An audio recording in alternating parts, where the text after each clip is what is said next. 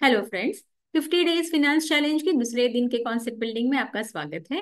आज हम एक महत्वपूर्ण टॉपिक लेके आए हैं, full market capitalisation versus free float market capitalisation.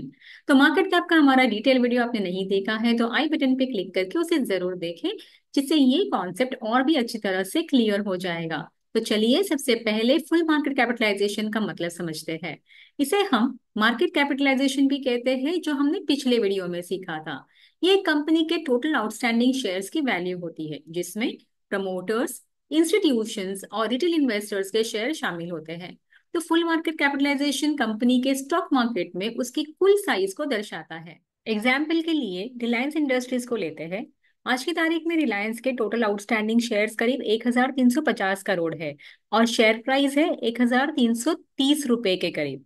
अगर हम इसे मल्टीप्लाई करते हैं, that means 1350 crore multiplied by 1330, तो फुल मार्केट कैपिटलाइजेशन करीब 18 लाख करोड़ से ज्यादा का है।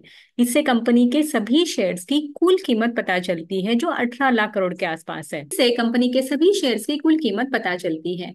लेकिन फ्री फ्लोट मार्केट कैपिटलाइजेशन सिर्फ उन शेयर्स की वैल्यू दिखाता है जो पब्लिक ट्रेडिंग के लिए उपलब्ध है, यानी जो प्रमोटर्स, गवर्नमेंट या बड़े इंस्टीट्यूशनल इन्वेस्टर्स के पास है, उन्हें एक्सक्लूड करके निकाला जाता है, क्योंकि इनके पास बड़ा स्टेक होता है और वो शेयर्स को ब्लॉक डील या बल्क डील के जरिए ही बेचना या खरीदना होता है। लेकिन जो शेयर्स फ्रीली ट्रेड हो सकते हैं, उनकी ही value free float market capitalisation में गिनी जाती है। और फिर एग्जाम्पल रिलायंस का ही लेंगे। यहाँ पे प्रमोटर्स ग्रुप के पास लगभग 50% शेयर्स है। तो फ्री फ्लोट मार्केट कैपिटलाइजेशन निकालने के समय हम सिर्फ वो 50% शेयर्स लेंगे जो पब्लिक के पास ट्रेडिंग के लिए अवेलेबल है, और वो है करीब 1350 करोड़ के 50%, दैट इज 675 करोड़। और यहाँ पे अभी फ्री फ्लोट मार्केट कैपिटलाइजेशन आएगा करीब 9 लाख करोड़, जो फुल मार्केट कैपिटलाइजेशन से सिग्निफिकेंटली कम है। अब आप सोच रहे होंगे कि फ्री फ्लोट मार्केट कैप क्यों देखना जरूरी है। तो यहाँ कई स्टॉक इंडाइसेस जैसे निफ्टी 50 और Sensex free float market cap का इस्तेमाल करके ये तय करते हैं कि कौन सी कंपनियों को इंडेक्स में शामिल करना चाहिए। और ये मेट्रिक लिक्विडिटी और ट्रेडिंग पोटेंशियल का सही मापन करता है और इन्वेस्टर्स को एक्चुअल मार्केट वैल्यू दिखाता है जो ट्रेडिंग के लिए अवेलेबल है। चलिए अब तीन कंपनियों का उदाहरण देखकर देखते हैं कि फुल मार्केट कैप और फ्री फ्लोट मार्केट कैप में क्या अंतर है। पहली कंपनी लेते हैं टीसीएस, जो भारत की एक बड़ी आईटी कंपनी है। टाटा ग्रुप जो प्रमोटर है, उनके पास करीब 72% शेयर्स है।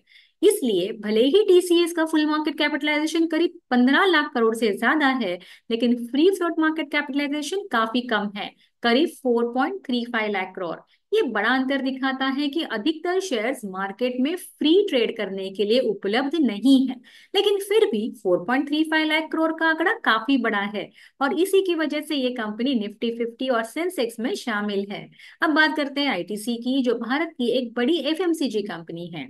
आईटीसी में प्रमोटर्स का होल्डिंग काफी कम है, करीब 29%। तो इसका मतलब ये है कि आईटीसी का फ्री फ्लोट परसेंटेज टीसीएस के मुकाबले ज्यादा है। आईटीसी का फुल मार्केट कैपिटलाइजेशन करीब 6.45 लाख करोड़ है, लेकिन फ्री फ्लोट मार्केट कैप करीब 4.75 लाख करोड़ है, जिससे ज्यादा शेयर जो है वो पब्लिक के लिए अवेलेबल है और लिक्विडिटी भी बहुत ज्यादा है।